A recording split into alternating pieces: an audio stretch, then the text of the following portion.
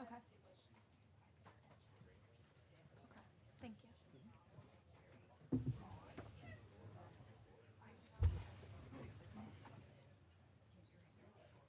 You have 30 seconds.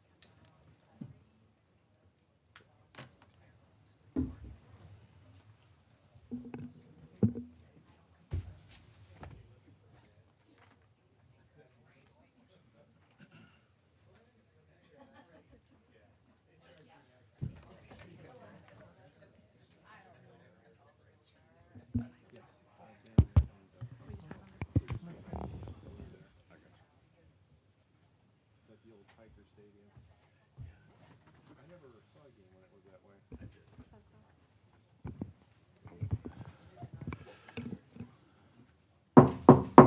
Now call this meeting to order. Can we have roll call, please? Commissioner Hoffman? Present.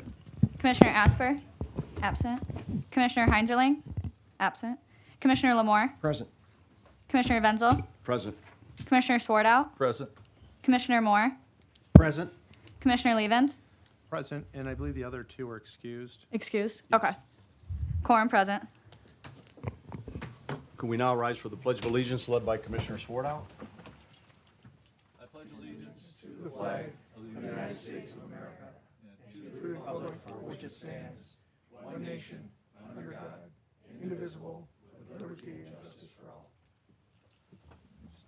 An hour ago.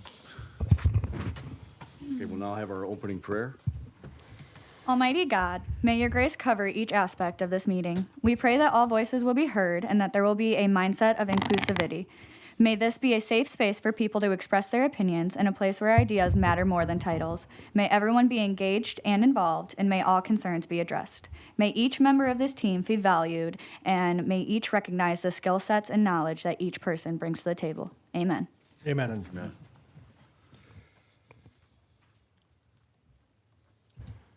Now moving into the approval of the agenda, could I get a motion, please? So moved. Moved by Swartout, supported by Huffman. All in favor, say aye. Aye. Opposed? Motion carries. Now, the approval of the minutes from June 17th, 2025 regular meeting with the waiving of the reading. So moved. Second. Moved by Levin, supported by Lamore. Are there any questions, additions, corrections to the minutes? Hearing none, all in favor, say aye. Aye. Opposed? Motion carries. We now move into our public comment period of the meeting. Are there any citizens that wish to address the board?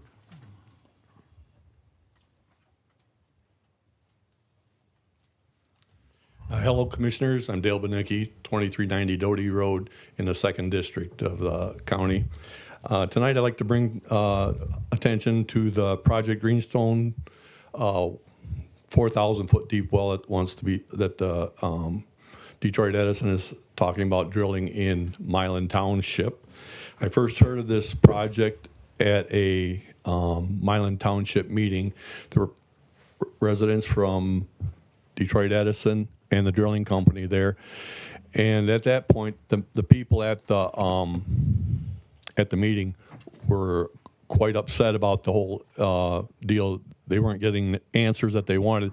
So it was projected to have another meeting, an informational meeting, which I had last week at Milan High School, and nothing was said at that meeting that changed the direction of the citizens. They're highly agitated and don't want this project in their neighborhood. Part of the reason for this is they've been stepped on a lot in that district, Milan area, London area, Exeter, Raysville. Their state representative was a deciding vote that took their zoning away for solar and wind. They're a rural area. There's always people coming in there wanting to put in projects without due respect to the residents. There's no municipal water system to speak of in those townships, and any kind of project such as this Greenstone project makes people feel uneasy. They have to have clean water. A lot of it's from wells. And the proximity of this well also is close to US 23. And people are quite concerned about if it's porous enough to hold CO2, is it porous enough to hold hazardous chemicals? What is the end game on this whole project with this well? Detroit Edison is not coming to the table to tell exactly what's going on. This well's going to be put in. They don't say, they want to see what's down there, but they're not saying exactly what it's for. It could be for carbon, but it may not be. They're not being open with the people about it. And it's that little bit of inconsistency that causes people to be quite upset about it. And I join with them that they have a lot on their plate for just a little township. Just to the north of them is the big project that they're talking about, the big data center, which most of the people don't want that in that area either. When you think about the residents of London Township and Milan Township, it's probably the poorest people in the county. But that's the way they like it. They want to stay there. They don't want introduction of big industry, big projects and such, because all that tax money never does trickle down to them. They're still poor. They still don't have any of the assets that the big cities have. So they're just happy to live in their own little world out there in the country. And I support them on that.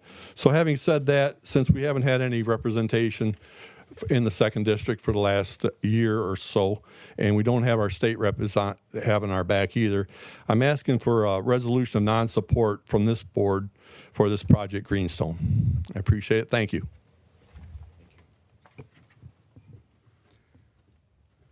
Are there other citizens that wish to address the board? Seeing none, we'll move into resolution, special tributes, and presentation. We have a presentation by Daniel Clark and Dan Merritt from Raymond regarding additional professional services related to Monroe County assigned council billings. Good evening, council, commissioners, administration. My name is Daniel Clark. I am the partner that was responsible for the consulting project. With me tonight, I have Dan Merritt, who is the partner in charge of the county's annual audit. So today we wanted to walk through the timeline and the structure of the consulting project that was focused on evaluating the attorney invoices submitted for payment to the county related to the indigent defense. The goal of the project was to assess the accuracy and the reasonableness of build time to the county to determine best next steps that the county might want to take. Our scope was not forensic. It was a consulting, it was designed as a consulting project, nor did we have the ability to conclude on such things as actual fraud or not, which would need to be determined through the proper legal proceedings. So it was a four-phase approach. We did project initiation, we did preliminary invoice review, we did a detailed analysis, and then we did reporting and certain recommendations. So I did want to walk through that timeline, make sure everyone is on the same page. I do believe that you received the final consulting letter about a week or two ago, but I did want to give some background on what was actually performed. So in October, the county administration reached out to Raymond requesting this project to be performed. So through October and early November, we discussed the scope of the project with the county administration, which included obtaining all the payments that were made to the indigent defense attorneys from January 1 of 2023 through December 15th of 2024. And the reason that date was picked is because when we got the initial set of data, that was the date in which we received it. So all data was provided to us at that time. We did submit a letter with the scope items that was reviewed and signed by the county administration, and that set the project in motion. So that letter was signed right before Thanksgiving of last year. So then we moved directly into the preliminary invoice review side. We did request sample invoices of certain attorneys to just determine what we would be looking at, and just the best way to accumulate the data that we needed. So that started in early December, and by the middle of December, all the invoices that we had requested were uploaded. There was some discussion back and forth right before Christmas, and then we went into the holiday break. So in early January, we did provide a status update to the county just related to certain invoices were provided in Excel, which were much more easily able to be accumulated and reviewed. Others were provided in PDF because that's how the attorney provided them. Obviously, there was significant data that had to be gone through. There was over 2,000 pages. So we then used a data mining software called Data Snipper to review all those invoices and compile it into a readable format. So again, all that was discussed in early January. We did provide a preliminary results to the county and the board on January 15th of 2025. With the analysis, this included total hours billed with the description by line item of the work that was performed. It included hours billed by day, and then we provided a weekly average and a yearly average just based on the total hours that were billed to the county. As well as it included a total cost to each attorney that is used in that fund. We did ensure that the invoices that were provided were a complete population, so we obviously wanted to make sure that if the county said they paid $1,000 to an attorney, that we had invoices supporting $1,000 or approximately that. So again, a test of the population was done, and we confirmed that to be materially correct. So we were able to move forward stating that all the information that was requested was provided.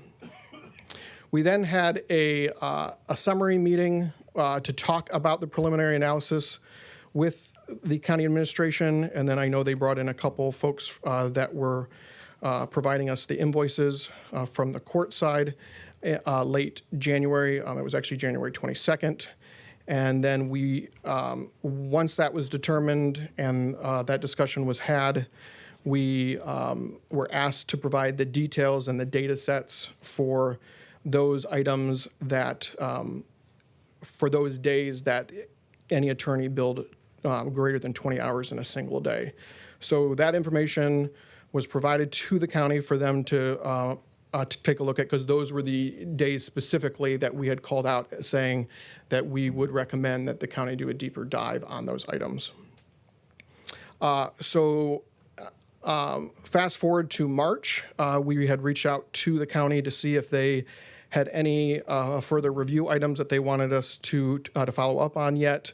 And then April 4th was when the county provided us with their preliminary results to the preliminary analysis that we had provided them.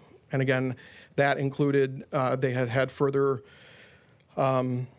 discussions with the attorneys that were selected to find out what these anomalies were potentially showing. So they provided us the feedback that they had received from the attorneys. We took a look at it. We provided our feedback and requested some additional clarifications on April 8th. And then we had a call on May 6th with the county administration and those court employees to then go over our final questions. So then we moved into phase 4 in reporting and recommendations. May 13th, we provided their summary findings. And then throughout the month of May, we did provide comments on the county administration summary, which they put together. They did a 7-page, I believe, summary that you were also provided with the report in response to the items that we noted. We did review that to make sure there weren't any discrepancies between what we saw and what they looked at. We did not test anything in there. We just wanted to make sure there weren't any things that didn't agree to what we had initially noted. So again, no issues noted there. We did then file the final consulting letter on June 10th, and that included that summary provided by the county as well. So this structured and phased approach ensured a thorough and objective and defensible review of legal invoices to help provide the county with clarity needed to address the billings discrepancies and strengthen its oversight going forward. This resulted in processes and controls, I believe, that were already inputted by the county after their review, and I guess admin then to enhance the review of the invoices that were going to be submitted thereafter. I did want to bring up Dan Merritt quickly to just chat about his side of this, and I will let him speak quickly here. Good evening, Commissioners. My name is Dan Merritt. I'm the principal in charge of the county's annual financial audit. My role is to assist the county in submission of its annual financial report. The county currently submits an ACFR, an annual comprehensive financial report. That report needs to be submitted by June 30th of each year in order to properly report to the state of Michigan on the county's activity as of December 31st of the fiscal year ending immediately prior. As of this point, a draft of our report has been provided to the county and is ready for submission. That report includes a summary of the findings from the consulting report and a set of recommendations to the county about additional ways to strengthen internal controls. As of today, the county has responded in detail about ways in which they intend to strengthen internal controls and prevent any future situations from occurring in this matter.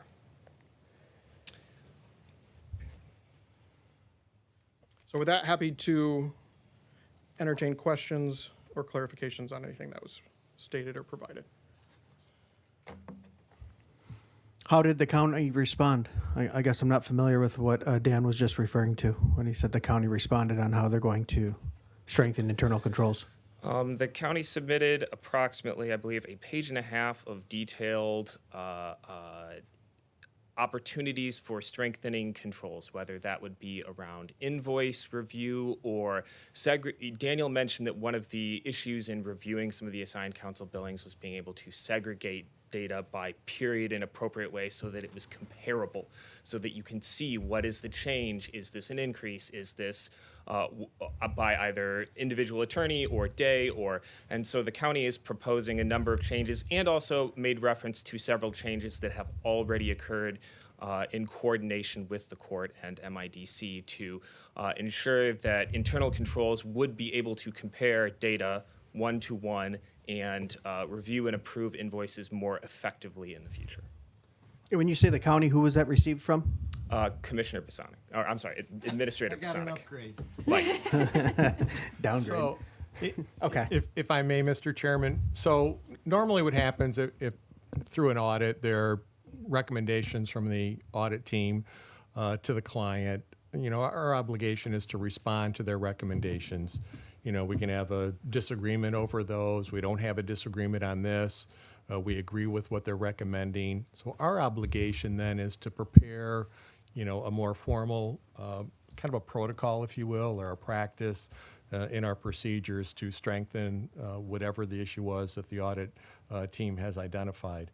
And we've done that in consultation with the MIDC office, our staff at our office, going forward in terms of how we would, you know, I guess tighten up a little bit more of the reviewing of the billings that come in from the attorneys. There are multiple eyes that see it in the MIDC office, and then when it comes to our office, we need to have an opportunity to review that as well.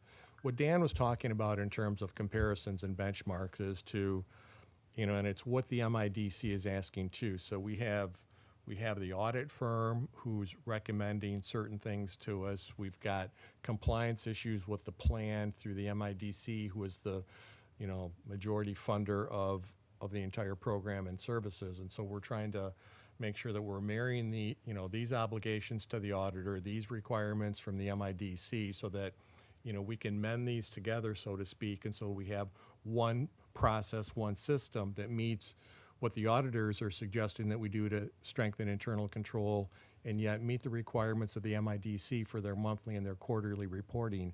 They're looking at certain things. Certainly we want to look at it in a way here that satisfies both our internal control and what the audit firm is looking for us to do.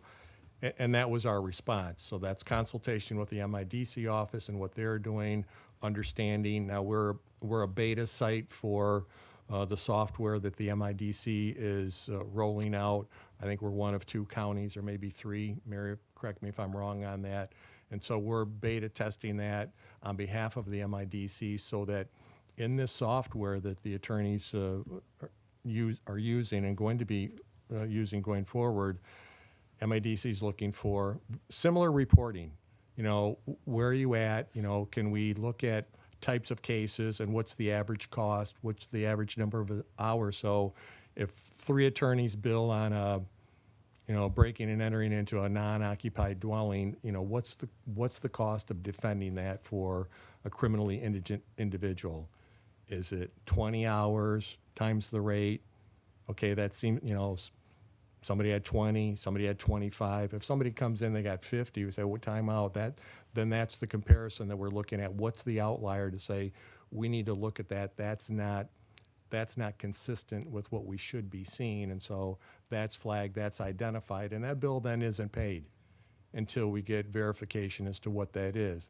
Now, at the end of the day, that's up to the assigned counsel to determine, is it correct? You know, were there different circumstances with this case that signaled a need for 50 hours versus the average being 20 or 25? So those are the things that we've outlined to the auditors, and I know we've been working on it a day and a half, and I just sent it to Dan and Daniel earlier today, and so they haven't signed off formally on it yet. When they do, then it becomes part of our procedures going forward. Thank you. I just wanted to give a further explanation of that for you.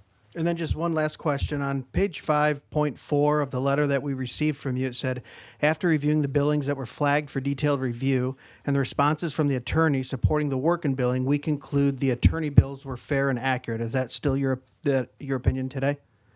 Are you talking about our letter or the letter that was provided by the county? The letter that was provided, Like with the county letterhead? the county letterhead, correct? That was their position, yes. Okay. Meaning the county's The position. county's position. Yes. Okay.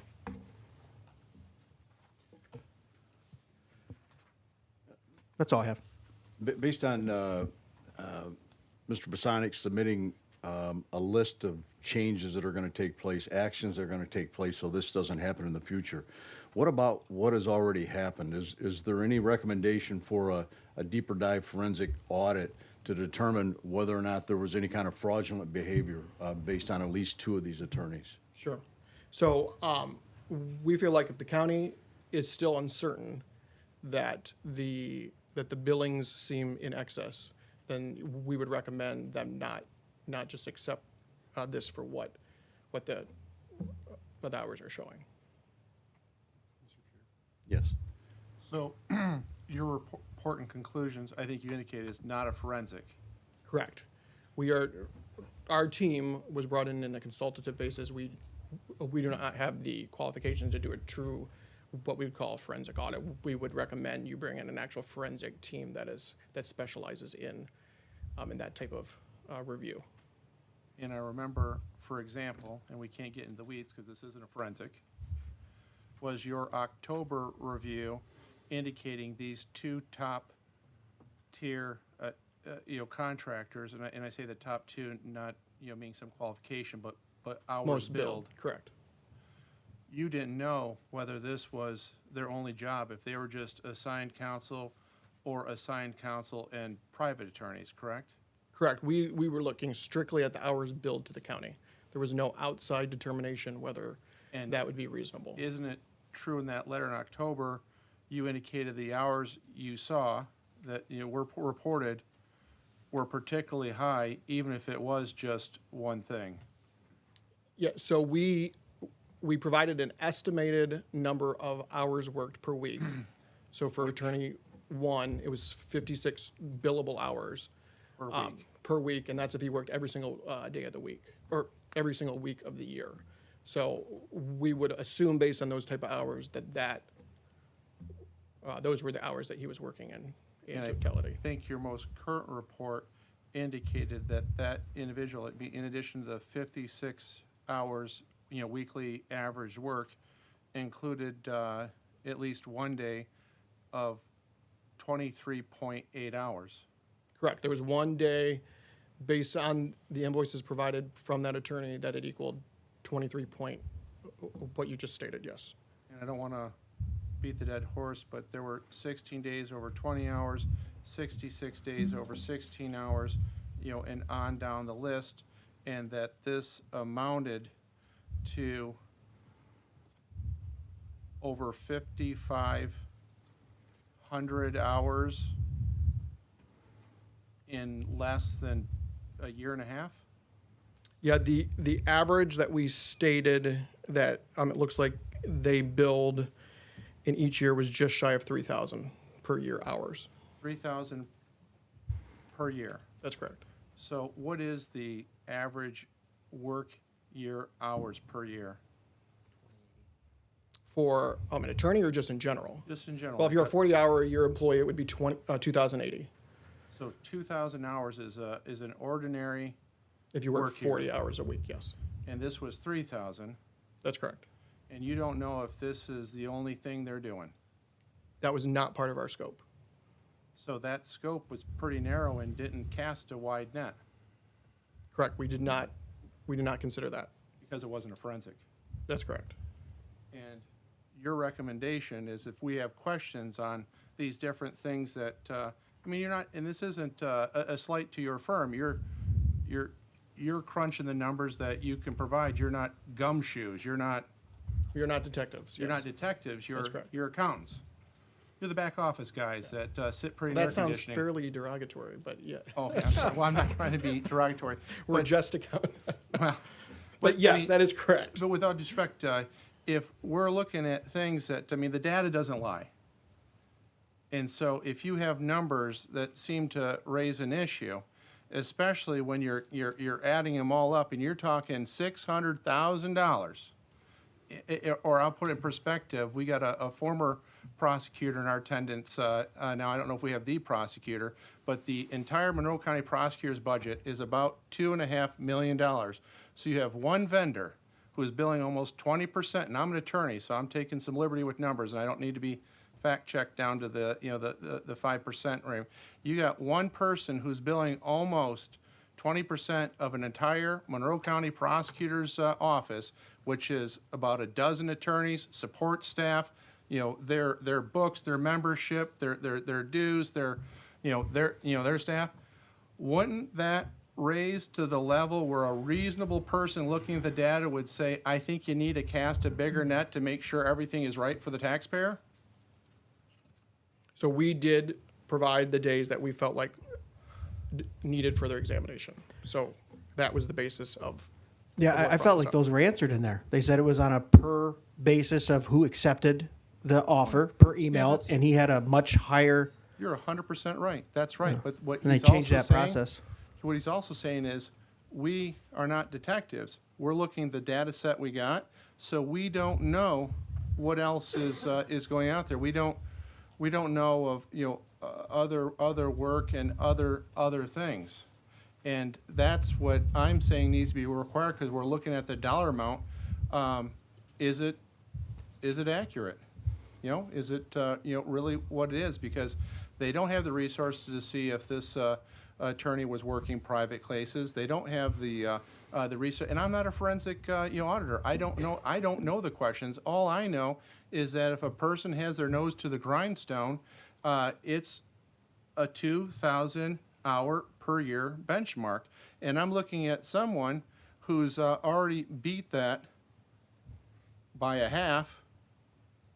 And I don't know if they're doing anything on the side. It raises a question, and I'm going by that October, opinion that said this is pretty high, even if somebody's only doing just this one thing. And we have a fiduciary duty, and this has raised my attention. And it's not in a vacuum. I've had many people bring their concerns to me and say, listen, in my role, we used to review these things. We don't since the change.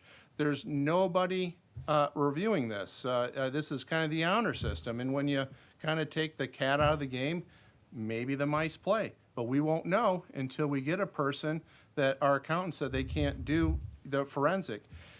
And then I'll just tell you, I bring some experience. I was one of these attorneys at one time. And so I know what's reasonable or not. I spoke to both of our corporate counsel. I spoke to Mr. Graham and I spoke to Mr. Goldsmith, and they have said in their own words on the topic that, Commissioner Levens, I think you have a right to be concerned about this, and a deeper dive is required. And that's all I'm asking. I want to make sure I'm earning my salt. And at the end of the day, the bills we approve are fair and accurate on behalf of the taxpayers and the integrity of the justice system, and that hasn't occurred yet. I'm glad they haven't found anything blatantly wrong, but there's enough here on the core numbers to look where there are other matters being represented at the same time that, and again, I don't have the forensic vocabulary, double dipping. I don't have those tools, but I know it needs to be looked at. I'm sorry. Can I just? Commissioner Hoffman and then Commissioner Moore. Okay, thank you. What's it take to do a forensics? What are we talking? If we got some crooks out there, right's right, wrong, wrong. And if there's fraud here, I think we should get it exposed and get it taken care of properly. So our We need a firm, motion here or something, or? Well, let's see what the. I was just going to say, so our firm does have a forensic arm, but we would recommend, just due to independence, that you not use our firm, just to make sure there's no independence or situation. But there are firms that we could recommend that if that's a desire of the county. What That we, firm would you folks be suggesting? there would be a couple I could provide. I mean, do you want a name tonight or? You get all dressed up for nothing. Okay. So I would say Plant Moran would be a good organization to contact. And I know the county's engaged Plant Moran in the past. I remember for computer things, and they're a pretty plenary outfit in the resources they provide. Very quickly to respond to you, Commissioner Levens, I'm agreeing with everything you're saying. I think we do have a fiduciary responsibility to make sure that there is no corruption or fraud going on. I just want us to be very careful when we throw around those terms, because what's being explained to me, I've actually gone through that. As a realtor in my first 3 years of real estate, I was accepting $50 and $60 and $70 report jobs, and we paid someone to accept emails all day long, and we performed more of these $50 reports than anyone in the state of Michigan. I did $500,000 gross in 1 year, and I had realtors and bankers going, "How are you doing that? You're cheating. That's fraud." And we said, "No, we have full-time drivers. We're doing everything digitally. We have full-time typists. We have full-time brokers that are looking at it, and we've made it to where we're doing such bulk that it's making it profitable." So when I see something like this where it's, well, look, we didn't have enough attorneys, whoever this attorney is, he's accepting most of it. I just want to make sure we go in and give the benefit of the doubt where it's due, and not go in and say, okay, we're looking for fraud. You need to find something. If we do it a forensic, I would hope that whoever we hire brings back the facts, right? Like you were saying, Henry. I want to be very clear. I'm not alleging fraud. Okay. I'm not alleging corruption. I am asking for clarity. It's been a drum I've been beating for over a year and a half now, and I found some success. I complained to the Hills for a long time about getting a sobriety court, and candidly, I've found that I'm rewarded when I keep asking for the same thing over and over. That eventually it comes to pass in collaboration, with the various folks. So I use that example. I have been asking for the due diligence in a while because I come from a background. I know how this works enough to be dangerous and to see triggering numbers. I just have a concern. So I want to be very clear for this record today. If I have misspoke in the past, which is entirely possible, or if I misspoke in the future, which I promise, I am not alleging fraud or corruption or anything. I'm alleging, I am concerned about numbers that don't seem to math. And I've looked at this and I've been asking people from the very beginning, make this make sense for me, what I'm seeing. And what was alarming is when I first drew my attention, we saw invoices that were starting from a couple of the vendors to break away from the pack. I mean, if you look in the claims list, you'll see, they run somewhere in that $3,000 to $7,000 a month mark. And then all of a sudden, a couple actors, went to 10. To 15, to 20. And if you recall a year ago, when I started pointing out, they said, well, they're making up for the prior month. And the more I asked about it and nothing happened, well, the bigger the numbers got. And they ballooned from 15 to 30 to finally, in September, I think there was one for $87,000. And each time I asked another question, it was turned around. That wasn't that they were catching up for the last month. It was a software glitch. Or it's they didn't, that isn't really 23 hours in one day. They worked on a weekend, but they're afraid that somebody wouldn't believe they worked on a weekend, so they put the hours on another day. That's fraud. Well, that's an issue in itself if you're not putting numbers on the exact day. And then we were told when we had the expert, whose name always escapes me, I apologize, from the MIDC, said you can't bill for staff. And I have heard conflicting reports. Can you or can't you bill for staff? Because I'm going to tell you what, if you say you can, Leavens Law is going to hire 15 paralegals, and we're going to go to town if that's going to be the rule. And that's a joke. I would never do that. The issue is we don't have these answers from a person that is a detective that can do it, and we owe it to the system, to our taxpayers and the rest to get that finality, to get that real answer, so that way we're not having the same conversation for another 15, by goodness, months. This is ridiculous. Can we make a motion then for some? Oh, I'm sorry, go ahead. Make the I'll make motion. the motion Go ahead, Dave. unless Dave's got something to say. Go ahead, Dave. I just, if you look at the 3-page letter that you have with your letterhead on, would you elaborate on your conclusion? Because this conclusion's not throwing up a red flag. Yes, so the conclusions are the items that we felt comfortable opining on because we were only looking at the data. So I guess the conclusions with the providing the data set in a readable, like those were our conclusions. Like, this is what you're saying by day. And if you feel like that seems unreasonable, then that would be for the county to determine. Well, you look at number 1, it says the bills could be explained by the rounding rule, which was understood by the county. And then you look at number 2, the total number of hours was supported by attorney-provided invoices. Commissioner Swartout, can I interject without interrupting? I read legalese, and it says may be explained. Whenever you get a professional says may, that's a flag. If it says is or shall, that's when you're resolved. Anytime you see may, you have to ask questions. That's just my rule of thumb. May means uncertainty. You had a second question, Commissioner Swartout? Did you have another question? No. Okay. I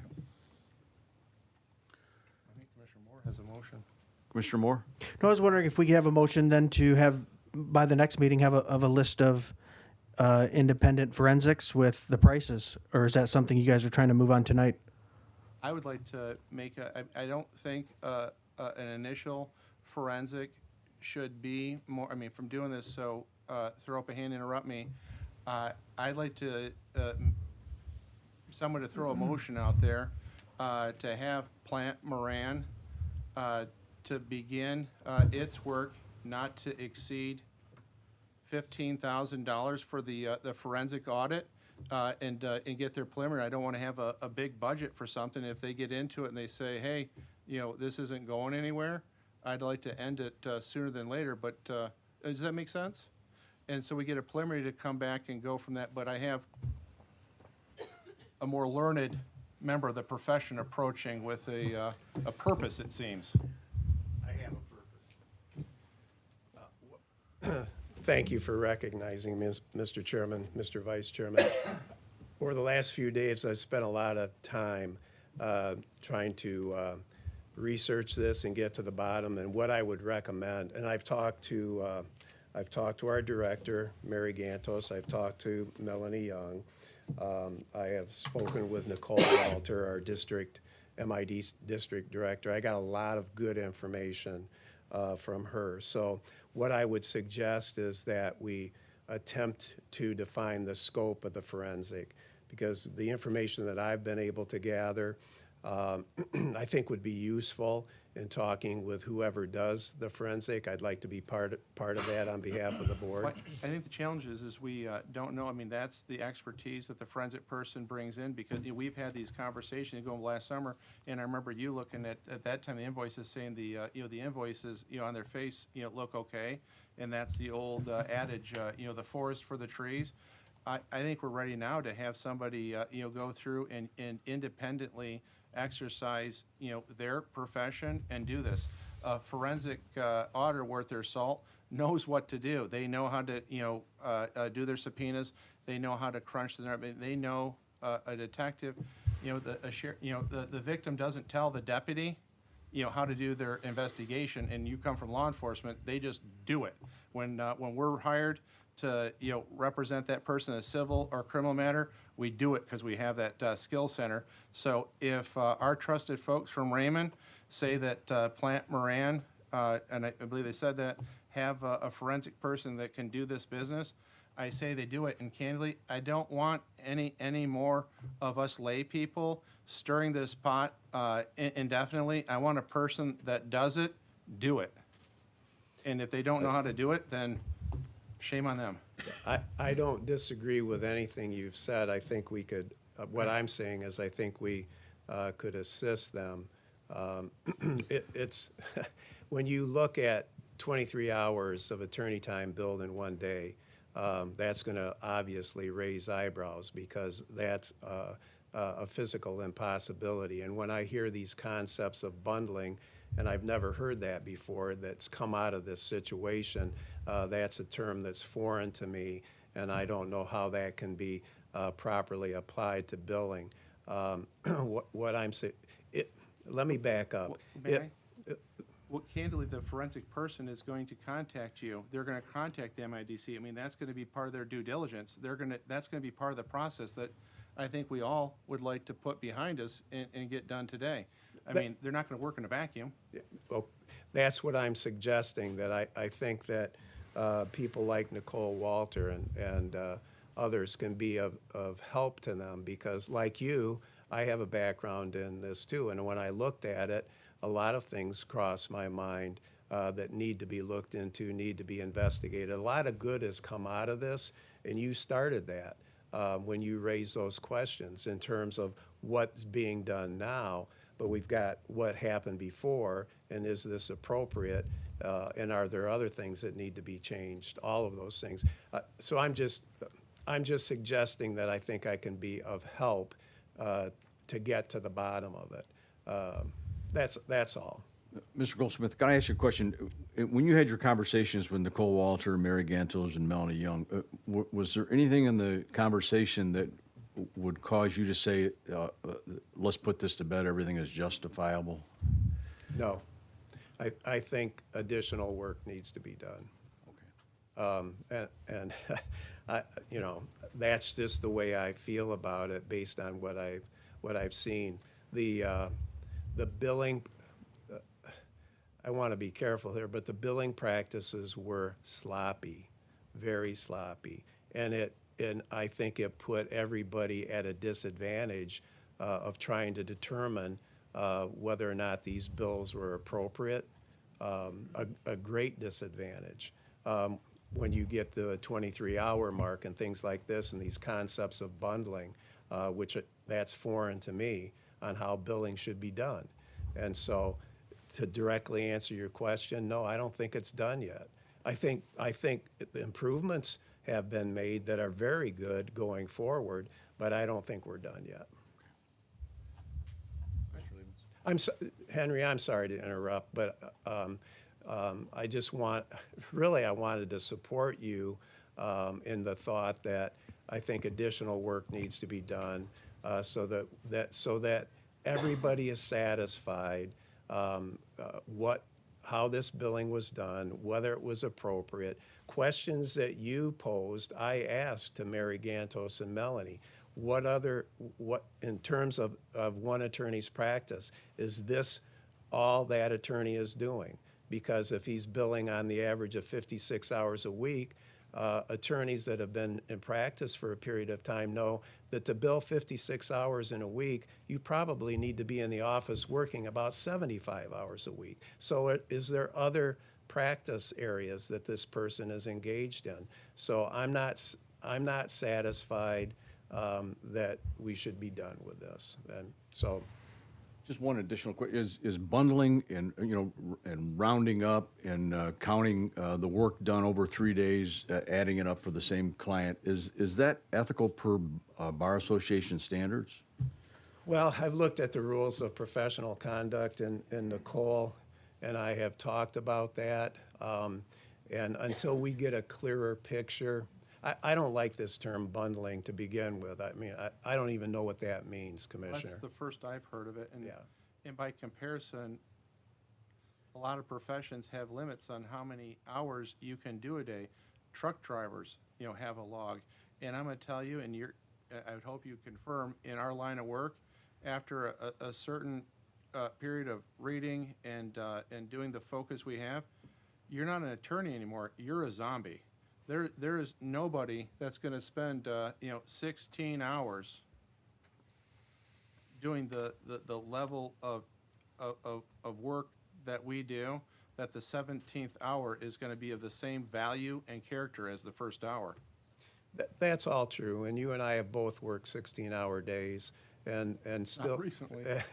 and still do, with meetings and when you're in a trial, it's just out of necessity. But you're right, there becomes a point of diminishing returns, and so to answer your question, Chairman, I can't give you a definitive answer. Nicole and I talked about that, and there are some concerns with that. And quite frankly, I don't know what the definition of bundling is, or even if it's a recognized billing term. But I think what the practice was is that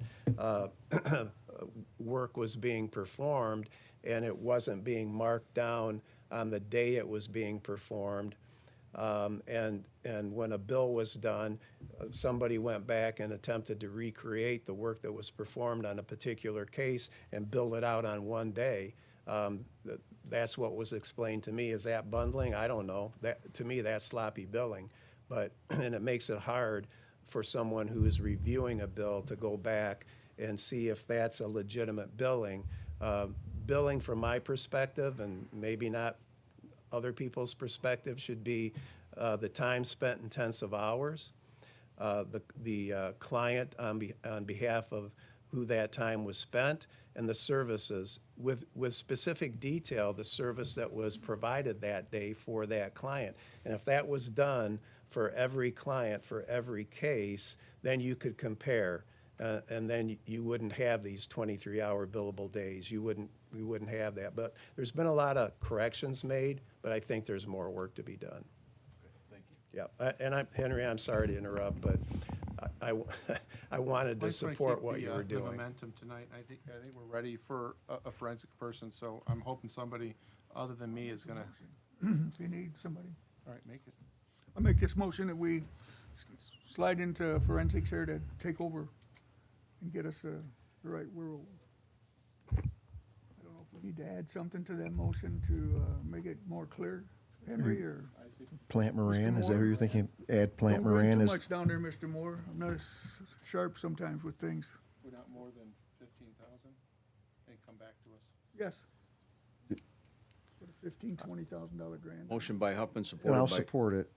and the motion is Can we reread? is to employ Plant Moran to Forensic. enter into a forensic investigation related to the matters we've talked about with a cap of $15,000. And I support that. All right. Are there questions on the motion? Commissioner Moore? I'll say the only issue I have, I do support a forensic if that's needed. The only issue I have is what our attorney brought up there, Phil, of we don't know what the scope is. I'd be very leery to vote on something and not know what they're doing or what the scope is, what the plan is. So without that scope, that's why I kind of wanted it to come back in next meeting and have that laid out. I'd be a no vote on this Okay. for that reason. Additional comments? Well, let me just make a comment regarding the scope. I mean, the scope is not going to be really brought into us until we discuss it with Plant Moran. So in order to get that scope, correct me if I'm wrong, we have to have the experts come in and tell us exactly what they're going to look for. It's not necessarily us if it asking them to helps look. your process, I got a problem with interrupting. If it helps with the process, it isn't the scope, it's the mission. It's the professional to know their job. It's the mission to do the job we're asking them to do. Just this evening, the assigned council billing that has come to the attention of causing some heartburn. That's the mission. The scope of how they do it's their job, and we don't know. I mean, that's why this has been ongoing so long, is because the markers are moving and it's this and that. I mean, that's why you need that detective. Well, then that's what I'm asking is above and beyond what Raymond did, what are you expecting this company to do, and what's the scope of that? Are we getting into personal emails and personal cell phone, and do they have the authority to do that? And are we wanting them to do that? That's what I said, scope. So what is above and beyond what Raymond's going to do? What are you expecting this company to do? And if that's not laid out, I just don't feel comfortable going, here's 15,000, start poking around without either the chairman or someone, the administrator, giving some defined rules of what you're supposed to do. That would put me at ease a little bit. That's all. Commissioner Swartout?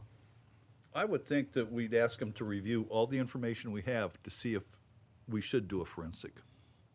They should be able to look at what we have and say, like Henry said, this may and that, you really should do this. Well, that's what our folks here said, that these numbers rise. I mean, we asked them to do a forensic, and that was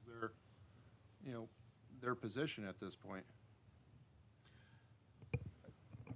I agree with you, Commissioner Swartout. If we employ Plant Moran and they come back and say, listen, there's not enough here to proceed with the forensic audit, then we don't do it.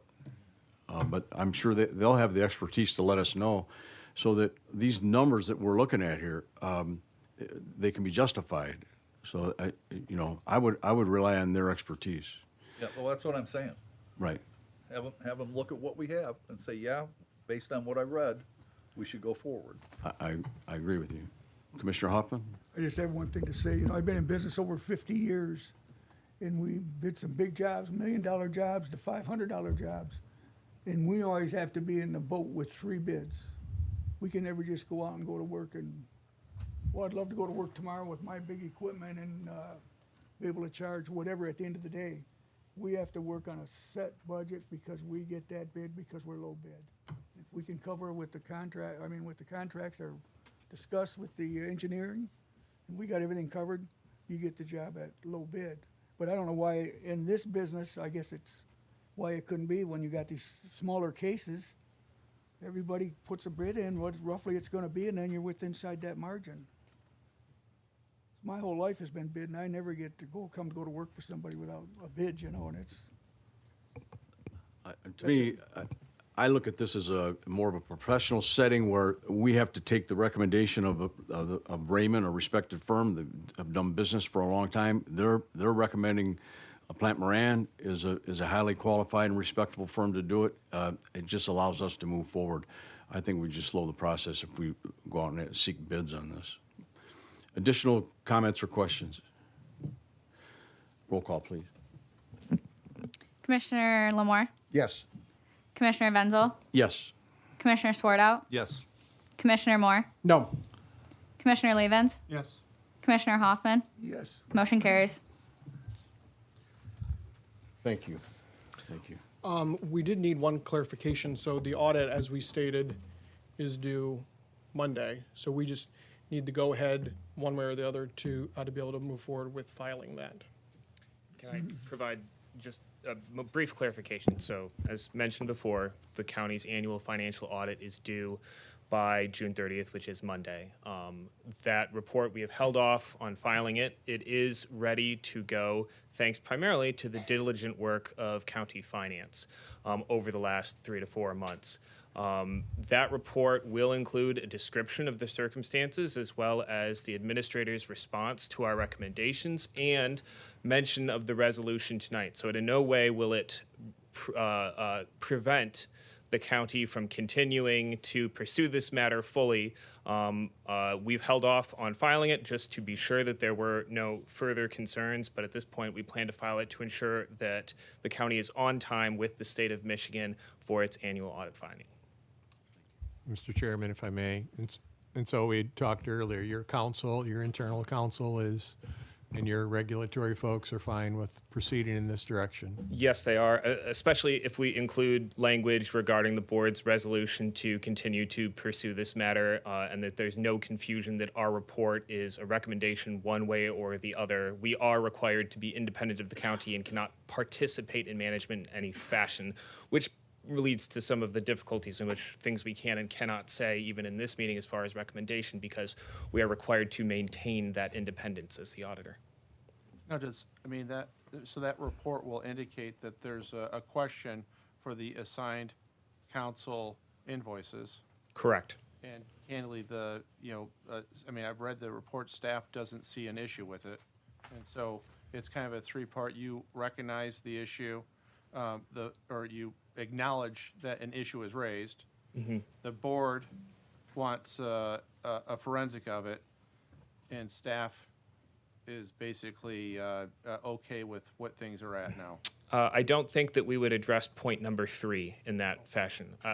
The comment is basically going to be, here is what was presented in the consulting report. Here are our recommendations for strengthening internal controls so that something like this couldn't happen in the future.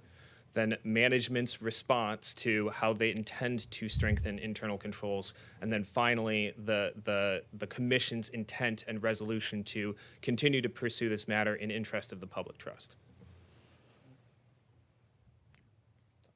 Do we need any type of motion or anything for him to file that, or? I think we No? were Okay. just looking for confirmation that administration and commission were on the same page. Hearing no objection, I think that would be. Okay. Thank you. Thanks, guys. All right. Thank you. We'll now move into finance matters. For the consent agenda, item number 1, approval of non-claims. Check register dated June 20, 2025 in the amount of $382,340.75. Could I get a motion, please? I'll make the motion. Moved by Swartout, supported by Lamore. Are there any questions on the motion? Roll call, please. Commissioner Wenzel, Yes. Commissioner Swartout, Yes. Commissioner Moore, Yes. Commissioner Levens, Yes. Commissioner Hoffman, Yes. Commissioner Lamore. Yes. Motion carries. Under communications, item number 1, letter dated June 20, 2025, from Chief Judge Mark S. Bronlick and Judge William Paul Nichols, 38th Circuit Court, requesting confirmation of a grant application to the State Court Administrative Office for the fiscal year 2026 grant funding of the Adult Drug Treatment Court in the amount of $107,571.31. The grant requires a local contribution of $2,458.48 for expenses not reimbursable by the grant. The request is for an additional 2025 appropriation of $100 and $2,358.48 to be included in the 26 budget. Could I get a motion? I make that motion. Moved by Lamore, supported by Huffman. Are there questions on this motion? Should that additional $100 come from Judge Nichols' salary? Okay, I withdraw that. Roll call, please. Commissioner Swartout, Yes. Commissioner Moore, Yes. Commissioner Levens, Yes. Commissioner Hoffman, Yes. Commissioner Lamore, Yes. Commissioner Wenzel. Yes. Motion carries. Item number 2, letter dated June 26, 2025, from Mr. Jason Berry, Community Planning and Engagement Director, submitting the proposed updates to the Whiteford Township Master Plan for review and approval of the county planner's recommendation.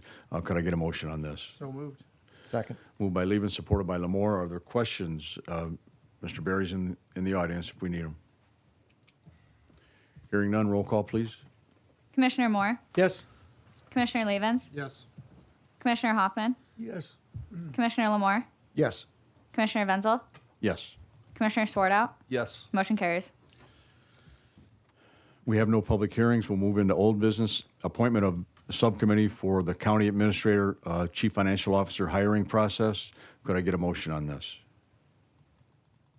So moved. Moved by Lamore, supported by Huffman. Now, are there questions on the motion or concerns? Hearing none, roll call, please. Commissioner Levens, Yes. Commissioner Hoffman, Yes. Commissioner Lamore, Yes. Commissioner Wenzel, Yes. Commissioner Swartout, Yes. Commissioner Moore. Yes. Motion carries. Is there any new business to be brought before the board? Hearing none, we'll move into the second segment of public comment. Are there citizens that wish to address the board? Seeing none, we'll move into announcements, of which we have none. And now, members' time. Commissioner Moore? Thank you, Mr. Chairman. I'd just like to say thank you to Dan and Dan. Sounds like a morning radio show, but for them coming down and spending some time with us and giving us an explanation. Also just wanted to publicly say good to see the sheriff here. I've been looking at some of the comments over the last few weeks. You've had a tough few weeks, and over and over again on the Toledo, the Detroit News, you'd see these comments of your press releases, and multiple times, boy, I wish we had a sheriff like that in our community. You can tell he cares. You can tell that he knows what's going on. And I just went, oh, it's kind of a proud moment for me. I'm just sitting back and reading the comments. A lot of times you see trolls and negativity on those comments. It was all very positive on different, like I said, Detroit, Toledo, didn't matter, Monroe News, didn't matter where it was at. You just reflected this county very well, and I really just want to say that publicly, and I appreciate that. Also, too, more important than the sheriff being here, though, for the first time, I think, ever in 8 years, my wife is here in attendance, so I just wanted to point her out. Samantha, thanks for being here tonight. I'll pass. Commissioner Swartout. I'll pass. Commissioner Lamore. Thank you, Chairman. I too resonate with Commissioner Moore regarding Raymond being here. I appreciate their candidness in helping us get through this process, and I look forward to getting the answers to the big question, and that should alleviate a lot of the pain that everybody and the suffering that everybody's been going through mentally, and that's been challenging to all of us. So I thank our board for doing what's right, not only for us, but for the county. We are the taxpayers that give the money to the state, and we are the stewards of that money. And it's our responsibility to make sure it's being spent correctly. So I really appreciate Raymond being here and our board being responsible enough to have it fully vetted out. Other than that, happy 4th of July. Be careful with the fireworks out there. Be respectful of your neighbors. And that's all I have. Commissioner Huffman. I'll echo to just what the other fellow said, but I did want to address here with Dale. I know he come and give quite a spill here on the greenstone with Detroit Edison. The people don't know enough about it yet, so the more education they get. Because I know for them folks to pick this area, they do what they call seismometering, which they send stuff down on the ground, it gives the depth, and they're gonna go down 5,500 square feet, and it's gonna be like 4 layers of casing, and they do this all over wherever they drill wells for oil or gas. And what's down there is a certain type of rock.